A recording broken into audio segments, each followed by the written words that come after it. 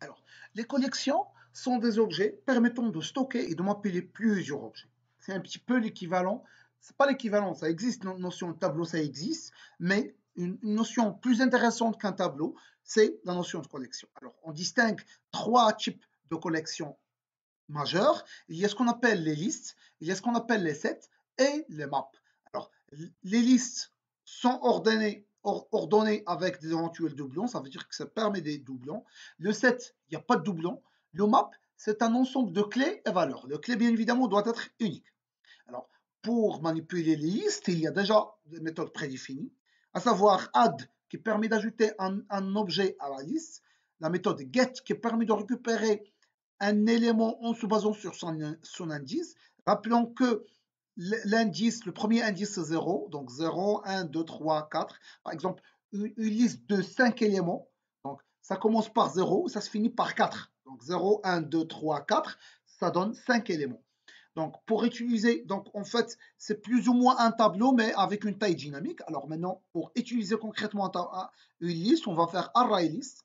On doit mentionner le nom, le type de variable qu'on va stocker dans la liste. Nonce, ça c'est juste le nom de la liste. Généralement, ça se finit par un S. New array list, ça c'est une liste de string. Par exemple, array list, personne, persons égale new array list, personne. Ça, c'est une liste de personnes. Alors, on va voir les méthodes études qu'on vient d'évoquer. Alors, on a ici une liste de noms, bien évidemment, ce sont des strings, où on va ajouter nonce.add Ahmed, Jacques, Younes. Ça permet d'ajouter via la méthode add qu'on vient de discuter. Alors ici, pour parcourir une collection, le syntaxe Java, c'est for int i égale à 0, ça permet de déclarer une variable pour pouvoir parcourir la liste. Nonce.size, ça veut dire la taille. Par exemple, ici, nonce.size, ça vaut 3. Mais Ahmed, c'est nonce.get0, nonce.get1, nonce.get2. Alors, je récupère l'élément d'indice i, ça veut dire nonce.getI. À chaque fois, j'affiche nom égale le nom. Alors, la même chose, s'il s'agit d'une liste de personnes, array list personne, persons égale new array list, personne Sana égale new personne 40 bini Sana, personne Yanis, new personne 20 Zouani Yanis. J'ajoute à la liste, persons Yanis via la méthode add, persons.add Sana. Donc, pour pouvoir parcourir la liste, c'est la même chose, i égale à 0, persons.size. Je récupère à chaque fois un élément que je l'appelle P. Il s'agit bien d'un objet du type personne. Et j'affiche les infos, c'est P.âge, P.nom, P.prénom. On pourrait simplement faire appel à la méthode de string.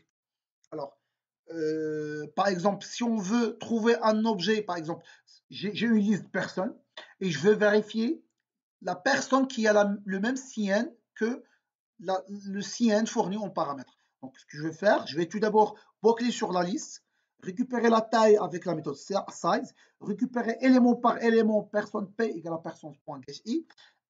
Je vérifie est-ce que le CN de l'objet P égale le CN. Donc, alors, s'il s'agit d'un double ou bien un int ou bien d'un char ou bien un booléen, on teste l'égalité via double égal. Mais lorsqu'il s'agit d'un string, on teste l'égalité via equals, jamais double égal. Donc, une fois que p.cn equals cn, je retourne le i, ça veut dire que je tourne l'indice de l'objet. Une fois que je sors de la boucle for, c'est interdit, c'est pas interdit, ça n'a pas de sens de faire else retour -1. -1, ça veut dire qu'on n'a pas trouvé l'objet. Parce que le else retour -1, ça veut dire quoi? Ça veut dire, par exemple, imaginons qu'on a un tableau avec EE1, EE2, EE3. Imaginons qu'on est en train de chercher EE3. Est-ce que le EE1 égale à EE3? Non, donc il va rentrer dans le if. Donc il va rejoindre le else. Imaginons qu'on a mis ici un else, else retour -1. Else retour -1, alors que non, il n'a pas parcouru l'ensemble des listes, l'ensemble des éléments de la liste. Il ne peut pas dire que retourne -1 s'il n'a pas balayé tous les éléments de la liste. C'est pour cela que je l'avais mis retourne -1 après avoir balayé l'ensemble des éléments. Je retourne à -1. Donc une fois qu'il retrouve l'élément, il retourne son indice. Une fois qu'il est ici, ça veut dire qu'il n'a jamais rencontré le retourne, ça veut dire qu'il n'a rien trouvé, ça veut dire retourne -1 et non pas un else. Alors, Pour pouvoir supprimer, il suffit de récupérer l'indice de l'objet. Donc, via la méthode qu'on vient de construire, find index by CN. Le index, si l'index est différent de moins 1, ça veut dire qu'il a retrouvé quelque chose. Je vais faire persons.remove et retourne 1. Sinon, retourne moins 1. Alors, maintenant s'il s'agit d'un élément unique, c'est le CN unique, ça veut dire que chaque personne il a un CN propre à lui. Je boucle sur la liste, je récupère l'élément d'indice I qui est le P. Une fois que je rencontre le CN voulu, je retourne le P. Je ne vais pas faire un S retourne nul, ça veut dire que je n'ai pas pu trouver. Non, parce que, comme on vient d'expliquer avant, je ne peux pas dire que je n'avais pas trouvé si je ne boucle pas sur l'ensemble des éléments. Ça veut dire que je vais finir la boucle for et par la suite, je vais dire retourne nul. Alors, maintenant, c'est un petit peu différent. Si on veut retourner non pas un seul élément, mais plutôt plusieurs éléments. C'est le cas ici. Find by age greater than. Ça veut dire que je vais récupérer toutes les personnes qui ont un âge supérieur à une certaine valeur, à un certain seuil. Alors, comment je vais faire? Je vais déclarer une liste de résultats où je vais stocker l'ensemble des éléments qui vérifient la condition. Je boucle sur la liste. Je récupère l'élément d'indice I. Je vais tester la contrainte fp.getAge supérieur. Je vais l'ajouter à la liste. Et je vais retourner le résultat, ça va dire la liste, après avoir balayé l'ensemble des éléments. Alors, par la suite, on va voir un petit exemple. Alors, l'exemple 4, qu'est-ce qu'il contient? Il permet de créer une commande. Évidemment, on va faire la conciliation toString, constructeur par défaut, et un constructeur avec argument. Et on va faire une méthode qui s'appelle findByReference, une autre findCommand non payée, et une méthode payée qui permet de payer la commande, sachant qu'on doit trouver tout d'abord la référence dans la liste de commandes. Par la suite, le total plus le montant ne doit pas dépasser le montant de la commande. Et en fin de compte, on doit mettre à jour le nouveau total payé.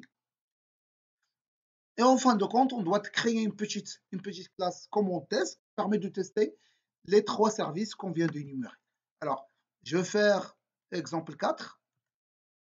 Nouveau. Alors, exemple 4. Donc, je vais créer la classe commande.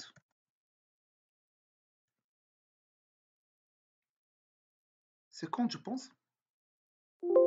Alors, ça s'appelle comment? Alors, la classe, c'est commande. Oui, effectivement, c'est commande.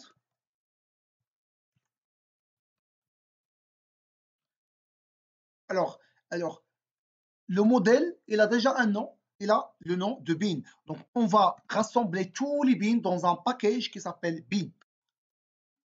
Alors, par la suite, je vais faire mon service. Donc, commande service. On va aussi rassembler l'ensemble des services. Ça veut dire, par exemple, j'ai commande, paiement, table, portable, etc., etc. Je vais tout rassembler dans le package service. Le package service contient toutes les classes qui contiennent des traitements. Et en fin de compte, je vais avoir une classe qui s'appelle commande service test qui permet de tester. Et je vais le mettre au sein du package test. Ça, c'est une manière professionnelle pour s'organiser qu'on va adopter à partir de ce premier TP. Alors, je vais faire private string référence,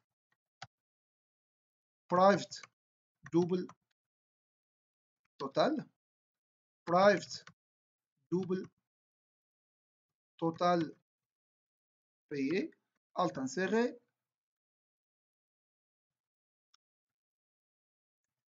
alt inséré, alt inséré,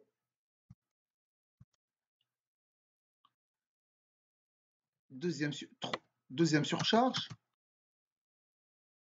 et sans oublier la méthode string. Et maintenant, c'est fini avec le bin. Maintenant, on va voir la méthode command service. Alors, la première méthode, c'est find by reference. Je fournis la référence et je dois trouver la commande. Alors, donc, public, je dois retourner la commande entre l'espace. Ça ne marche pas, je vais faire find by reference. Je dois fournir string de référence et on doit le chercher au sein de ArrayList.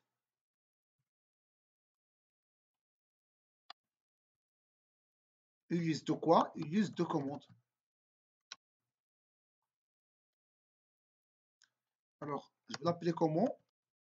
Commandes. Alors, je vais faire un CTRL-SHIFT-I pour fixer le problème d'import. Sinon, alors commandes. Alors, si je n'avais pas fait le CTRL-SHIFT-I, il suffit de cliquer ici sur la lampe. Il nous demande d'importer bin.command, ça marche. Je reclique encore. Il me demande d'importer java.util.arrays. Je clique encore. Alors, maintenant, je vais boucler sur la liste. Comment je vais faire? C'est facile. Il suffit d'écrire for L tabulation. Alors, for L tabulation, ça, je l'appelais C. Alors, je vais voir if C. Alors, if C.getReference. Je ne vais pas faire double égal, mais plutôt equals la référence fournie. Référence. Alors, une fois que les deux références coïncident, je vais retourner l'objet C. Alors, je ne peux pas dire un else retourne nul, ça veut dire que j'ai rien trouvé, else. Ça, c'est incorrect. Pourquoi? Parce que il va, par exemple, imaginons on a C1, C2, C3. Ok, je suis en train de chercher C3. Il va comparer C1 avec C3, ça veut dire le premier élément avec ce qu'on cherche. Il ne va pas le retrouver. Ça veut dire que le test, ça ne marche pas. Il va rentrer dans le S, il va retourner nul. Alors que non. Alors que normalement, il doit encore chercher dans le tableau. Parce que le C3 existe effectivement dans la troisième case. Donc, qu'est-ce qu'on va faire? On ne va jamais faire un else. Mais après avoir sorti de la boucle, je vais faire return nul. Ça veut dire une fois que je ne trouve pas, une fois que je vais balayer tous les éléments, je n'ai jamais rentré la condition parce que si je rencontre, je vais sortir parce que le tool permet de sortir. Donc, une fois que je boucle la liste et je n'ai jamais validé cette condition, je serai ici et le return nul va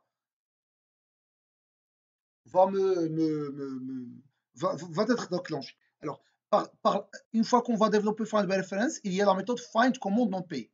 Alors, find commande non payée, je vais non pas retourner une seule commande, mais plutôt plusieurs commandes. Donc ici, je vais retourner un array list de commandes, je vais le retourner. Et ici, find, alors qu'est-ce qu'on doit? Find commande non payée. Alors, find non payée. Alors, find, ça veut dire que je dois trouver les commandes non payées. Ça veut dire quoi les commandes non payées? Ça veut dire que le paiement égale à nul. Ça veut dire que le total payé égale à nul. Alors, je boucle sur la liste, donc for L tabulation. Ici, ça sera un C. Alors, if C, alors, je dois déclarer le résultat parce qu'on va retourner une liste de valeurs.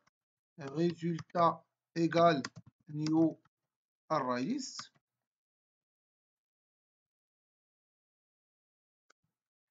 Point virgule. Ça, c'est facultatif. Si vous mettez comme ça, c'est correct. Mais si vous mettez aussi comme ça, c'est correct.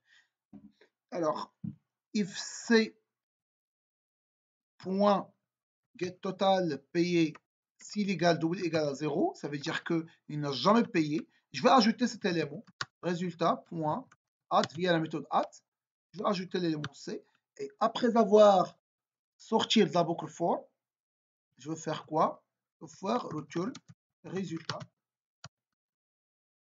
Et je vais faire un point virgule. Alors, c'est ça la méthode find non payé. Alors, par la suite, je dois payer une commande. Je dois trouver et je dois vérifier que ça ne dépasse pas. Alors, payer. Alors, je dois faire une petite méthode public int payer une commande. Alors, je donne simplement la référence de la commande. Je donne aussi le montant avec lequel je veux payer la commande. Et en fin de compte, la liste de toutes les commandes pour que je puisse chercher au sein de cette liste. Ça représente en fait par la suite notre base de données. Alors, qu'est-ce que je vais faire? Je ne vais pas encore boucler sur la liste pour pouvoir chercher est-ce que ça existe pas. Non, ça c'est la mission déjà faite par Find by Reference. Donc, qu'est-ce que je vais faire? Je vais faire Find by Reference. Donc, je vais chercher en se basant sur la référence dans la liste de commandes. Alors, il suffit de faire Alt Entrée et ça permet de retourner l'objet C. Donc, commande C égale Find by Reference. Maintenant, si if C égale nul, ça veut dire que l'objet est inexistant. Ça veut dire que je ne peux pas payer une commande qui n'existe même pas. Retourne -1. Alors, maintenant, else if si le C.get total, s'il est inférieur à C.get total payé plus le montant, ça veut dire que le montant plus le montant total payé dépasse le total de la commande. Ça aussi, je dois sortir, retourne -2, else, ici il y a donc un S.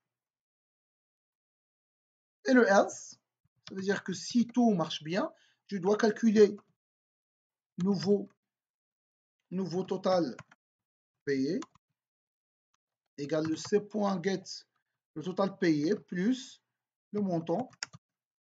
Et je dois injecter ça dans le C, c'est cette total payé, ce nouveau total payé, et je retourne à 1. Alors, par la suite, il faut tout tester. Alors, la méthode sérieuse pour faire le test, c'est ce qu'on va faire maintenant. Alors, ce qu'on va faire,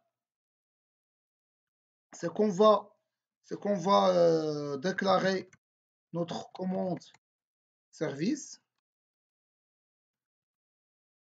cs égale new commande service. Alors, je vais extraire les méthodes qui existent au sein de commande service. Alors, commande service, il existe find by reference, find payer. Alors, je clique droit. Je vais faire insert code. Je vais faire delegate method. Et je vais cliquer ici. Il permet simplement d'exporter les méthodes qui existent au sein de commande service ici. Alors, maintenant, ce que je vais faire, je vais simplement faire, alors, pour pouvoir tester, alors si vous avez remarqué, l'ensemble de ces méthodes, ils ont besoin d'une classe de la liste des commandes. Donc, je vais centraliser la liste de commandes en haut, tout en haut. Je vais le centraliser en haut. Donc, je vais faire private égale new array list, entre l'espace, un point virgule. Alors, je vais préalablement, alors avant de tester quoi que ce soit, il faut que la liste, alors string référence par exemple c'est 1, ça c'est la commande C1, point virgule.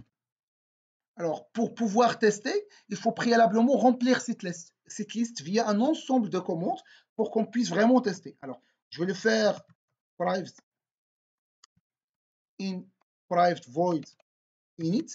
Init, c'est une méthode qui permet d'initialiser la liste et par la suite, l'ensemble des méthodes vont s'appuyer sur cette initialisation. Alors, qu'est-ce que je vais faire?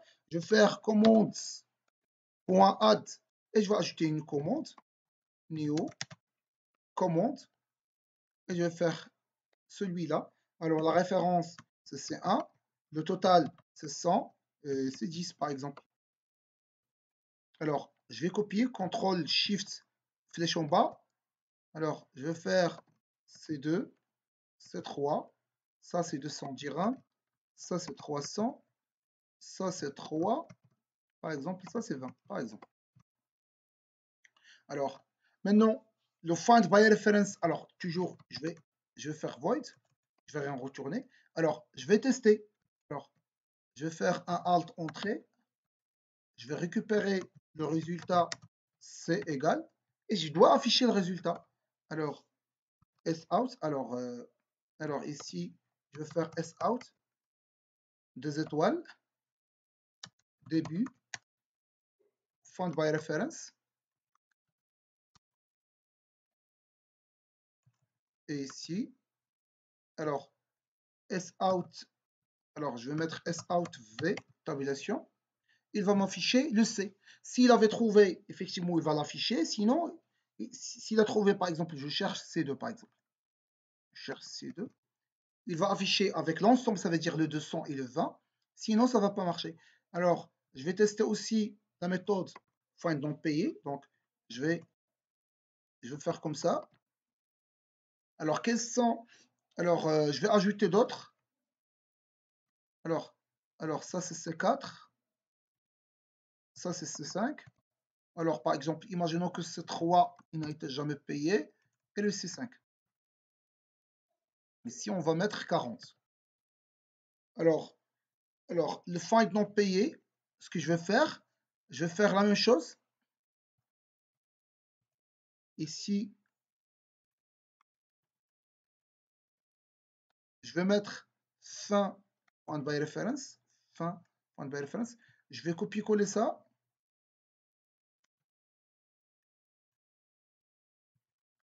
Alors, ça c'est le début.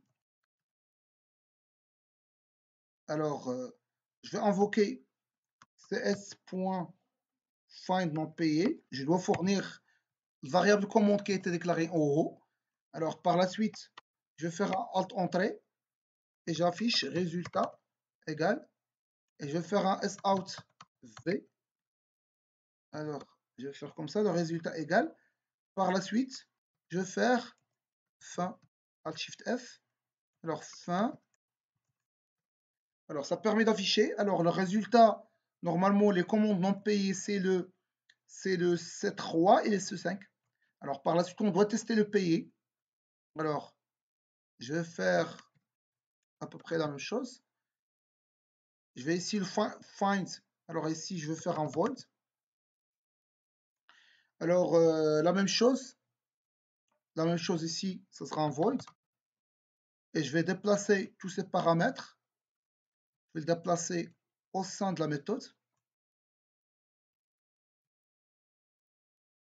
Alors, la référence qu'on veut payer, par exemple, c'est C2. Avec quel montant on veut le payer? Avec un montant qui est égal à, par exemple, 3. Alors, le C2, il a été déjà payé avec 20. Donc, normalement, ça doit être 23. Alors, je vais afficher int résultat égal 16.payé. Alors, ça, c'est le début. Alors, je vais l'afficher en haut, Alt Shift F.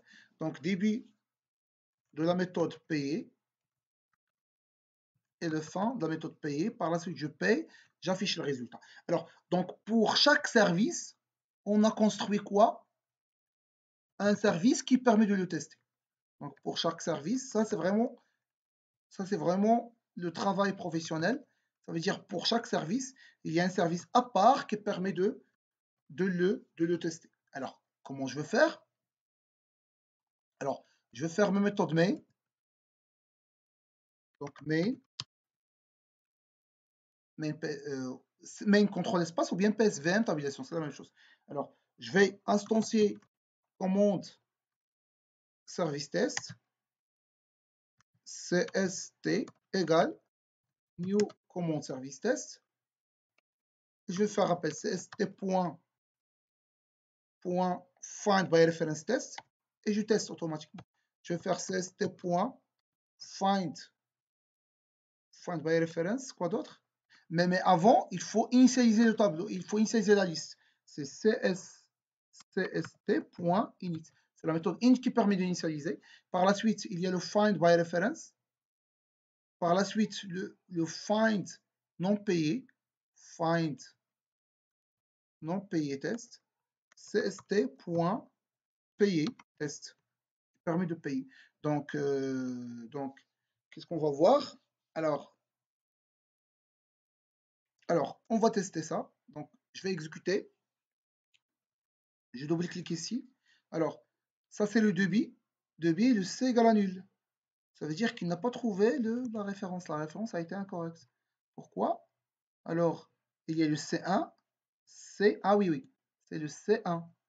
C'est comme ça. Il n'y a pas de C2. la même chose ici. Alors, ici, c'est C2. C'est comme ça. Alors, je vais exécuter. Double-clic ici.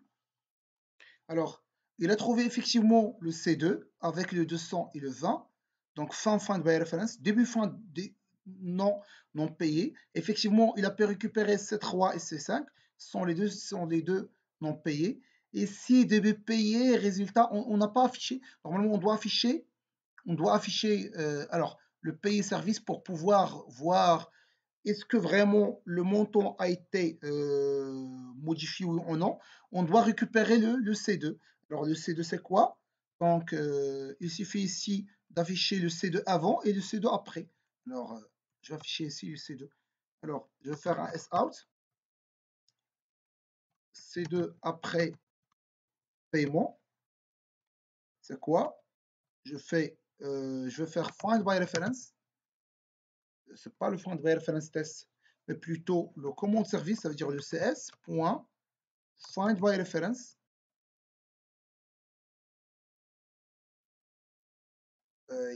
On pourra faire find by reference. On pourra faire find by reference. Find by reference. Find by reference. Et je vais vous fournir le C2.